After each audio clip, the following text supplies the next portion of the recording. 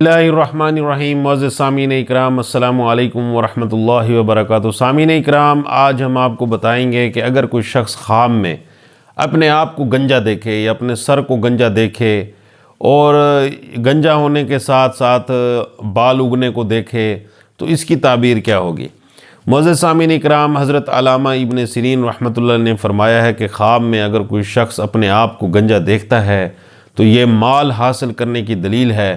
اگر کوئی شخص قرض دار ہے تو اس کا قرض ادا ہو جائے گا، اگر کوئی مقروض ہے تو اس کا قرض اتر جائے گا، اگر کوئی پریشان ہے تو اس کی پریشانی زائل ہو جائے گی، اور اپنے آپ کو اگر کوئی شخص گنجا دیکھتا ہے کہ اس کا سر بالکل گنجا ہے تو اس کی پریشانی اور مصیبتیں دور ہونے کی دلیل ہے۔